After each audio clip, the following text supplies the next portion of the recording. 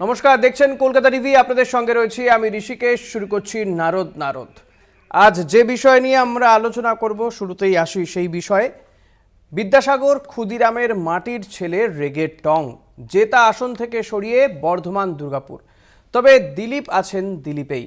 প্রার্থী ঘোষণার পর থেকেই পুরনো ফর্মে বিপক্ষকে স্ট্রেট ব্যাটে ওড়াচ্ছেন। নাম না করে বঙ্গ বিজেপির শীর্ষ নেতৃত্বকেও চ্যালেঞ্জ ছুড়ে দিচ্ছেন, সঙ্গে কুকথার ফুলঝুরি। মেদিনীপুরে জিতেছেন, কিন্তু বর্ধমান দুর্গাপুরে জিততে পারবেন তো দিলীপের দাপটি ভরসা। দেখব একটি প্রতিবেদন। দিলীপকে কোথায় প্রার্থী করবে বিজেপি? লোকসভা ভোটে প্রথম দফার প্রার্থী ঘোষণার আগে থেকেই বঙ্গের বাতাসে উড়ে বেড়াচ্ছিল এই প্রশ্ন। কারণ সময়টা খুব একটা ভালো যাচ্ছে না। এমনিতেই শুভেন্দু সুকান্ত দাপটে দিলীপ সাইডলাইন। দিলীপের মুখ থেকে কুকথার ফুলঝুরি ছুটলেও আরএসএস করা লোকটাকে ভরসাই করেন মোদি শাহ। কিন্তু ইদানিং সমীকরণটা পাল্টেছে। বিজেপির রাজ্য সভাপতির পদ গেছে, সর্বভারতীয় সহ সভাপতির পদও হারাতে হয়েছে মেদিনীপুরের দাপুটে ছেলেকে। তারপর লোকসভার সিট জেতা আসন থেকে সরিয়ে বর্ধমান দুর্গাপুরে 19-এ এই আসন বিজেপিই জিতেছে। সুরিন্দর সিং আলুওয়ালিয়া জিতলেও মার্জিন বেশ কম, অর্থাৎ এবার পূর্ব বর্ধমানের এই সিটে লড়াই বেশ কঠিন। আসন ধরে রাখা বিজেপির চ্যালেঞ্জ। এই চ্যালেঞ্জের মুখেই দিলীপকে ঠেলে দিয়েছে দল। মুখে বিরক্তি প্রকাশ করেননি, তবে ভেতরে যে ফুঁসছেন স্পষ্ট, তারই বহিঃপ্রকাশ। তৃণমূলের বিরুদ্ধে তো আমি লড়াই করেছি, আর কে পশ্চিমবাংলায় লড়াই করেছে? দিলীপের নিশানায় কে? নিন্দুকেরা বলছেন বিজেপির প্রাক্তন রাজ্য সভাপতির নিশানায় বর্তমান রাজ্য সভাপতি এবং বিরোধী দলনেতা। কিন্তু কেন? দিলীপের ঘনিষ্ঠ মহল থেকে ভেসে আসা টুকরো টাকরা মন্তব্য জুড়লে সমীকরণ দাঁড়ায় বিজেপির প্রার্থী তালিকায় নাকি শুভেন্দুর প্রভাব রয়েছে। প্রার্থী ঘোষণার আগে একাধিকবার দিল্লি উড়ে গেছেন শুভেন্দু সুকান্ত। আলোচনা করেছেন মোদি শাহ নাড্ডা। নিশ্চয়ই নিজেদের পছন্দের নাম বলে এসেছেন সুকান্ত শুভেন্দু। এই পরিস্থিতিতেই কি মেদিনীপুর থেকে দিলীপকে কাঁচি? টাফ সিটে ঠেলে দেওয়া? দিলীপ অবশ্য সিপিএম কংগ্রেস সেটিং নিয়েও সরব। দলের বিরুদ্ধে যে তিনি নন তা বোঝাতেও চেয়েছেন বুদ্ধিমান দিলীপ। সিপিএম কংগ্রেস ছিল, এখন সেটিং বলছে, চিরদিন সেটিং করেছে, তাই দোকান উঠে গেল। দিলীপ ঘোষ লড়াই করেছে বলে যাদের দেখছেন এরা সব বিজেপি ছিল না, এরা টিএমসিকে হারাতে দিলীপ ঘোষের সঙ্গে এসছে। আজ আমাদের লক্ষ লক্ষ কর্মী দেখেন, তারা সিপিএম করেছেন, কংগ্রেস করেছেন, মার খেয়ে দুর্নীতি দেখে বিজেপি ঝান্ডার তলায় এসছেন এখানে পরিবর্তনের জন্য। তাদের সঙ্গে নিয়ে আমরা কাজ করে পরিবর্তন করব। তমলুকের তৃণমূল প্রার্থী দেবাংশু ভট্টাচার্য দিলীপে কিছুটা নরম। তার মুখে অভিমানী দিলীপের প্রসঙ্গ। বেচারা দিলীপবাবু হারবেন, নিজেও জানেন, দল তো জানেই, তাই তো টাফ সিটে। ঠিক যেমন দেবশ্রী চৌধুরী। জেতা সিট রায়গঞ্জ থেকে কলকাতা দক্ষিণ। আসলে রায়গঞ্জে গোষ্ঠীদ্বন্দ্ব এতটাই তীব্র হয়ে ওঠে যে দেবশ্রীকে আবার ওই সিটে প্রার্থী করার ঝুঁকি নেয়নি বিজেপি। কিন্তু মেদিনীপুরে এই ঝুঁকি ছিল না।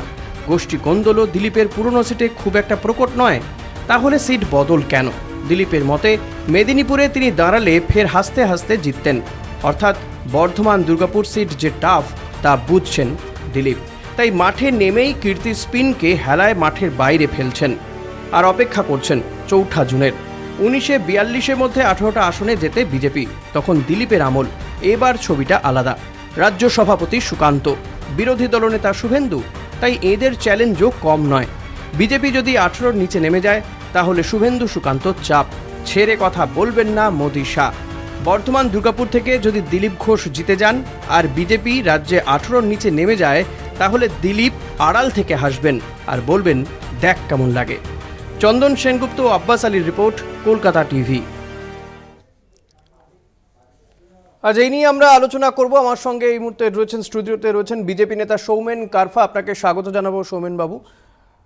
পাশাপাশি রয়েছেন তৃণমূল নেতা বুদ্ধদেব মণ্ডল। বুদ্ধদেব বাবু, আপনাকেও স্বাগত জানাবো আমাদের এই অনুষ্ঠানে, নারদ এই অনুষ্ঠানে। আমি বুদ্ধদেব বাবু আপনার কাছেই আসবো। বিজেপির অন্দরে যে ছবি আপনারা দেখতে পাচ্ছেন, এবং দিলীপ ঘোষ আজকে যেমনটা বলেছেন যে তৃণমূল কংগ্রেসের বিরুদ্ধে তিনিই তো লড়াই করছেন, এই যে বার্তা, এই বার্তার মাধ্যমে আপনারা কি বুঝতে পারছেন? কেন বললেন দিলীপ ঘোষ হঠাৎ এমন কথা? আপনার কি মনে হয়?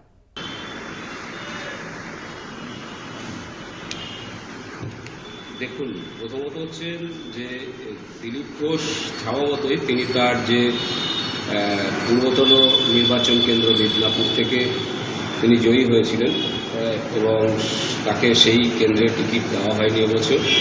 তাকে একটি নতুনতর কেন্দ্রে প্রার্থী করা হয়েছে এবং সেটাও প্রথম বিজেপির যে ঘোষিত প্রার্থী তালিকা সেখানে তার নাম ছিল না। স্বাভাবিকভাবেই তার ক্ষোভ দুঃখ হওয়া স্বাভাবিক, এবং আমার মনে হয় সেই হতাশাজনিত কারণে, এবং তিনি বুঝতে পারছেন যে কেন্দ্রে তাকে প্রার্থী করা হয়েছে সেই কেন্দ্র 2019-এর নির্বাচনে তাদের যে প্রার্থী জয়লাভ করেছিলেন তিনি দীর্ঘদিন এলাকার মানুষের সঙ্গে দেখা সাক্ষাৎ করেননি, কার্যত উধাও হয়ে গিয়েছিলেন। এবং যে সেই সময় প্রতিশ্রুতি দেওয়া হয়েছিল নির্বাচনী বিজেপির তরফ থেকে, বিজেপি দিল্লি থেকে আগত নেতারাও যে সমস্ত প্রতিশ্রুতি দিয়েছিলেন তার কোনোটাই রক্ষা হয়নি।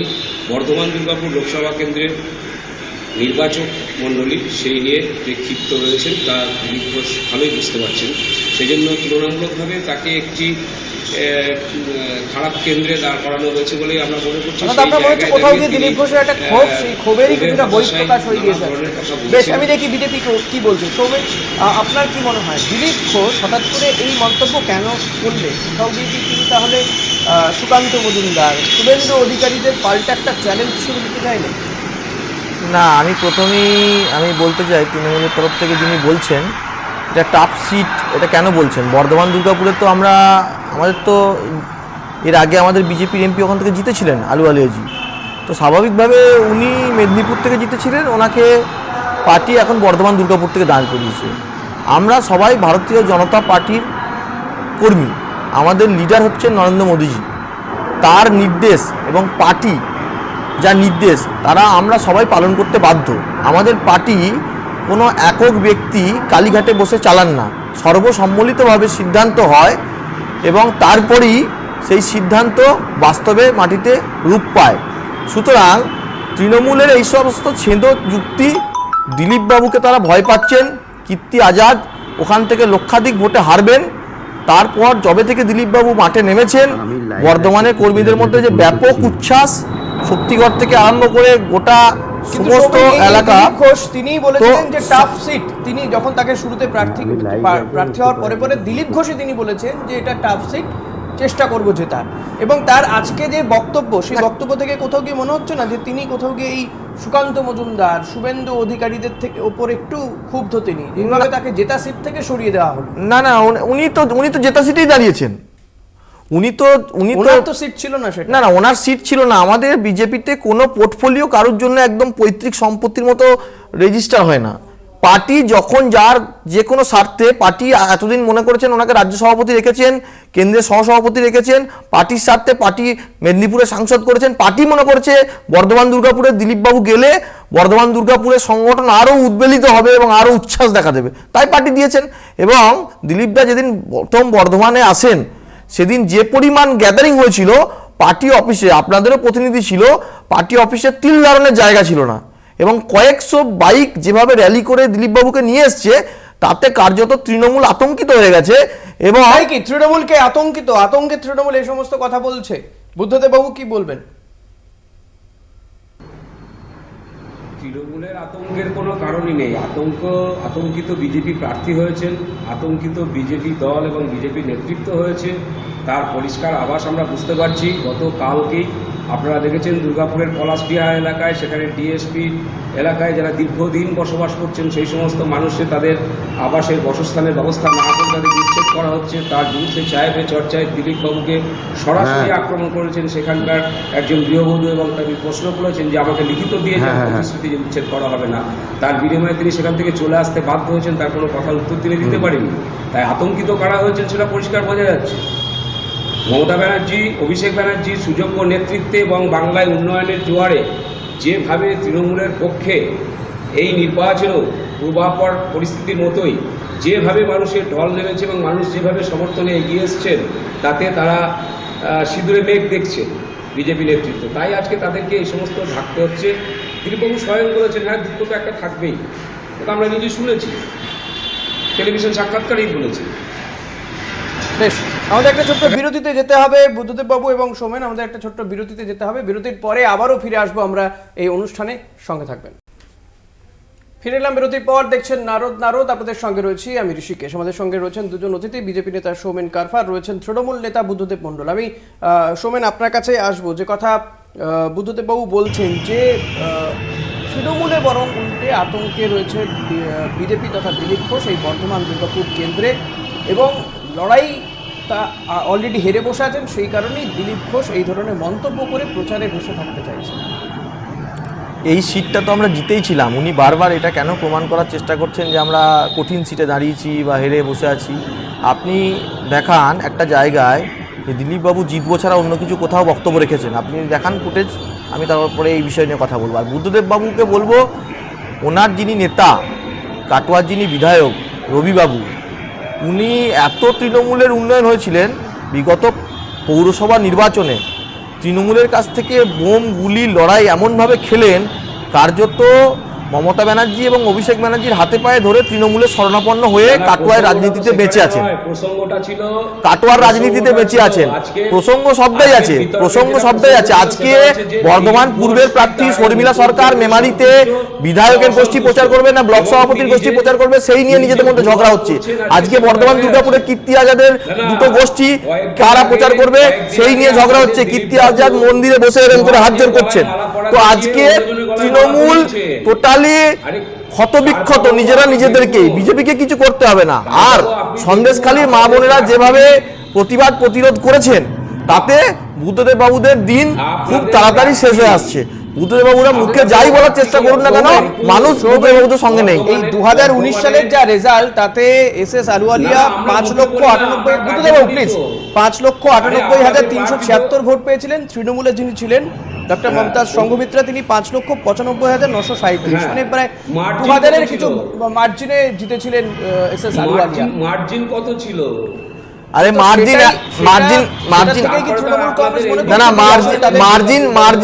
মার্জিন একটা ভোটে ভোট জিতলেও যেটা, আর 10টা ভোটে জিতলেও যেটা, 10,000 ভোটে জিতলেও যেটা, যে জিতা ওই সিকান্দার। ওই মার্জিনের গল্প বাদ দিন, সে তো হিসেব মতো, না না, সে তো হিসেব মতো রবিবাবুও তো 2019-এর লোকসভা নির্বাচনে কাটোয়া বিধানসভায় ওখান থেকে বিজেপি লিড ছিল। পরবর্তীকালে ওখানে সীমাদি আমাদের যিনি দাঁড়িয়েছিলেন প্রার্থী, রবিবাবু কানমুটি দিয়ে বেরিয়ে গেছেন, রবিবাবু তো হাঁটতে হাঁটতে জিতে গেছেন। সুতরাং ওনার এই কথা না বলাই ভালো। আর দ্বিতীয় বিষয়, 19 সালে যে ভোটটা হয়েছিল, সেই ভোটে আমাদের শুধুমাত্র তখন মোদিজির যে একটা বিপুল হাওয়া, সেই হিসেবে এবং অল্প কিছু সংগঠনে করেছিলাম। এবারে যেভাবে মোদিজি কাজ করেছেন, 370 ধারা, প্রধানমন্ত্রী আবাসে বাড়ি, মানে এক একটা ব্লকে 15,000 20,000 করে বাড়ি, এবং তারপরে আপনার উজ্জ্বলা গ্যাস, ফ্রিতে ভ্যাকসিন, যে ব্যাপক কাজ, প্রধানমন্ত্রী পিএম কিষানের 2,000 টাকা করে টাকা, তাতে প্লাস এই যে প্রকল্প মানুষের বেনিফিট, আমি আজকে বলি প্রকল্প তার বেনিফিট, এবং তার বেনিফিটের সঙ্গে আমাদের সংগঠন 19-এর থেকে অনেক শক্তিশালী। তাই তৃণমূল এখানে হেরে ভূত হয়ে যাবে, আমি দায়িত্ব নিয়ে বলতে পারি। আবাস যোজনার টাকা তো এই রাজ্যের মানুষ পাচ্ছে না, কেন্দ্র আটকে রেখেছে। কে বলছে? আমি দায়িত্ব নিয়ে বলতে পারি। আমি যেখান থেকে বাস করি, যেখান থেকে আমি এসেছি, পূর্ব বর্ধমান জেলা, সে বর্ধমান জেলার ভাতার ব্লক, ভাতার বিধানসভা, এবং শুধু ভাতার ব্লক বলে নয়, পূর্ব বর্ধমান জেলায় আপনি বিডিও, ওনার, আমি বুদ্ধবাবুকে বলবো, ওনারা সরকার চালাচ্ছেন, উনি একটা আরটিআই করে প্রত্যেকটা ব্লকে কত হাজার করে প্রধানমন্ত্রী আবাস যোজনায় বাড়ি এসছে। এক একটা ব্লকে এভারেজ 10,000, 15,000, 20,000 করে বাড়ি এসছে। অবশ্যই আপনাকে বাড়ি পেয়েছে, আপনি তো আপনার ক্যামেরা চলুন, প্রত্যেকটা বুথে আবাস যোজনা বাড়ি আছে, প্রত্যেকটা বুথে নির্মলা মিশনের বাথরুম আছে, প্রত্যেকটা বুথে উজ্জ্বল গ্যাস আছে। সৌমেন রায় তো বলেন যে রাজ্য সরকার আবার বা তৃণমূল কংগ্রেস আবাস যোজনার টাকা খেয়ে নিচ্ছে। তাই আরে বুদ্ধদেব বাবু, আমি যদি আপনাকে কাজ করার সময় গরিব মানুষ, বাংলার গরিব মানুষ, আপনি তো বলছেন, আমাকে বলতে দিন। বলুন। রাজ্য সভাপতি বলুন মহাশয় নিজে প্রকাশ্য জনসভায় দাঁড়িয়ে বলেছেন যে আমি দিল্লি, হ্যাঁ বলেছেন, দিল্লিতে বলে আমি গরিব মানুষের আবাসনের টাকা আটকে দেব। ঠিক আছে, আপনি তো পরিষ্কার, আপনাদের রাজ্য সভাপতি সুকান্ত মজুমদার বলেছেন, শুভেন্দু অধিকারী বলেছেন যে বাংলার উন্নয়নের টাকা আমরা আটকে রেখেছি, আমাদের ইশারাতে আটকে রাখা হয়েছে। তারপরে আবার আপনি বলছেন যে না, টাকা দেওয়া হচ্ছে। কোনটা ঠিক আমরা বলবো? আর বলছেন দিলীপবাবু যে হতাশাগ্রস্ত, তো পরিষ্কার বোঝা যাচ্ছে। কয়েকদিন আগে উনি বর্ধমানে উদয়চাঁদ মহারাজের গলায় মালা পরাতে গিয়ে আরেকজনের গলায় মালা পরিয়ে দিলেন। এই উল্টোপাল্টা আচরণ বোঝাই যাচ্ছে। তো কি বলবেন সৌমেন? যে কথা বলছি আছে, যে কথা বুদ্ধবাবু বলছেন, আপনার দলের নেতারাই তো বলছেন যে আবাস যোজনার টাকা আটকে দেবে, 100 টাকা আটকে দেবে। আমি বলি, আমি বলছি তো আপনার ক্যামেরা হ্যাঁ, চলুন, mid day meal-এর- বুদ্ধদেব বাবু দাদা, লোক শুনুন, চলুক mid বা day meal-এর বুদ্ধদেব বাবু টাকা নিজে আটকে চলুন, রাখলেন, আমি গত যাচ্ছি। 25 ফেব্রুয়ারি প্রত্যেকটা খবরের বুথে কাগজে আবাস বেরোলো। যোজনা ঘর পেয়েছি। এবার আপনি আপনি যদি দেখুন, আপনাকে কাজ করার জন্য 100 আপনি টাকা দিই, দেখুন, আপনি হিসেব দেবেন তো? শুনুন, আপনি- তৃণমূল তো হিসেব দিতে পারছে না, না, না, ব্যাপক চুরি হচ্ছে আপনাকে এবং বলি, সেই আপনি চুরি mid করে day meal-এর- mid day হাজার meal-এর হাজার কোটি দুর্নীতি টাকার কে হিসেব বলেছে? নেই। mid day meal-এর আজকে দুর্নীতি- ওনাদের একের পর এক দাঁড়ান, মন্ত্রী দাঁড়ান, পার্থবাবু, দাঁড়ান। জ্যোতিপ্রিয় Mid day বাবু meal-এর কেন mid জেলে? day meal-এর না, আপনি দুর্নীতি বলুন হচ্ছে, শুনুন, সৌমেন, আপনি বলুন কেন যে জেলে? ভাতারে কত আরে সংখ্যক শুনুন মানুষ মশাই, বাড়ি পেয়েছে, কত কথা চুরি হয়েছে, শুনুন। আপনি বলুন। আপনি ভাতারের কথা বলছেন, আচ্ছা, আপনি নিজেই মাত্র বললেন যে দাঁড়ান, ভাতারে দাঁড়ান। মানুষ বাড়ি পেয়েছে, আবাস যোজনা বাড়ি না, পেয়েছে। অবশ্যই আমাকে পেয়েছে। বলতে দেওয়া হবে আমি কি? আপনাকে দায়িত্ব নিয়ে বলতে পারি, আমাকে যদি একটু আপনি বলতে দেওয়া ভাতারের হতো আমি বলতাম। 264টা বুথে যান, যদি বলছি- এমন একটা বুথ পান যেখানে আবাস যোজনার Mid বাড়ি day কেউ meal-এর পায়নি, দুর্নীতি আমি হয়েছে রাজনীতি বলে ছেড়ে দেবো। টাকা আটকে রেখেছে। না হলে বুদ্ধদেববাবুকে আর গত বলতে হবে, 25 বুদ্ধদেববাবু ফেব্রুয়ারি রাজনীতি ছেড়ে দেবেন। সংবাদপত্রে এই বেরোলো মিথ্যার যে বাংলার গল্প যারা mid day meal করছেন, কেন্দ্রের গল্পের গরুকে অফিসারদের গাছে দ্বারা ওঠাবেন না। প্রশংসিত হয়েছে। তার মানে টাকাটা দিচ্ছে মানে আরে মিথ্যা তৃণমূল কথা যে তো টাকাটা আপনার নিয়ে দল চুরি বলছে। করে সোমেন বাবু বন্দুক, শুনুন। মদ মাংসকে পঞ্চায়েত সোমেন এবং বাবু, বিধানসভা আপনি লোকসভা শুনুন। ভোটটা হ্যাঁ, আপনি শুনুন লুট এবার। করবে, আপনার সেটার বলা জন্য তো হয়েছে। টাকা দেওয়া হয় না, গরিব মানুষের আপনার গরিব বলা মানুষের হয়েছে। বাড়ির ছাদের জন্য টাকা দেওয়া তাহলে হয়েছে। আমাকে বলতে তাহলে আমি বলবো। বলুন বলুন বুদ্ধবাবু বলুন, শুনুন, বুদ্ধদেব বাবু শুনুন, বলুন। শুনুন। তাহলে শুনুন সোমেন বাবু, কিছুদিন আগে আপনারা বলছিলেন যে মিড ডে মিলের দুর্নীতি হয়েছে বলে টাকা আটকে দেওয়া হচ্ছে, সুকান্ত বাবু দাবি করেছিলেন, শুভেন্দু বাবু দাবি করেছিলেন। আর গত 25শে ফেব্রুয়ারি দেখুন খবরের কাগজে জল করছে যে বাংলার মিড ডে মিল প্রকল্প কেন্দ্রের তদন্তকারী দল দ্বারা প্রশংসিত হয়েছে। শুধু তাই নয়, বাংলার মিড ডে মিল প্রকল্প এখন দেশের মডেল হতে চলেছে। আপনি কোনো খবর রাখেন না। আপনার কেন্দ্রীয় সরকারের বিভিন্ন দপ্তর বাংলার বিভিন্ন প্রকল্পের সেটা আমরা দেখেছি, 100 দিনের কাজের ক্ষেত্রে পুরস্কার পেয়েছে রাজ্য। একদমই বুদ্ধদেব বাবু, আজকে আর সময় নেই, অনেক ধন্যবাদ আপনাকে সময় দেওয়ার জন্য। বুদ্ধদেব বাবু, সোমেনও ছিলেন আমাদের সঙ্গে, বিজেপি নেতা সোমেন, আপনাকে অনেক ধন্যবাদ। সোমেন, আর সময় নেই প্লিজ। সোমেন প্লিজ, আর সময় নেই আমাদের আজকের এই অনুষ্ঠান শেষ করতে হবে। সোমেন, অনেক ধন্যবাদ আপনাকে, আজকের অনুষ্ঠান আমাদের এখানেই শেষ করতে হবে। সোমেন, আজকে আর সময় নেই আপনার, অনেক ধন্যবাদ আপনাকে আমাদের সময় দেওয়ার জন্য। নিঃসন্দেহে আমাদের এই বিশেষ করে নারদ অনুষ্ঠান তো প্রত্যেক দিন হয়, আর এই মুহূর্তে তো নির্বাচনকে কেন্দ্র করে উত্তপ্ত রয়েছে বাংলা তথা গোটা দেশের মাটি উত্তপ্ত হয়ে উঠছে। এই নির্বাচনে বাক্যবান চলছে, এ ওকে বলছে তো কেউ কাউকে ছাড়ছে না, 1 ইঞ্চিও জমি ছাড়তে নারাজ। এই নিয়েও কিন্তু সরগরম আমাদের এই নারদ অনুষ্ঠান। অতি অবশ্যই দেখতে হবে আপনাদেরকে। প্রত্যেকটি খবরের জন্য দেখতে থাকুন কলকাতা টিভি, রাত দিন 7 দিন।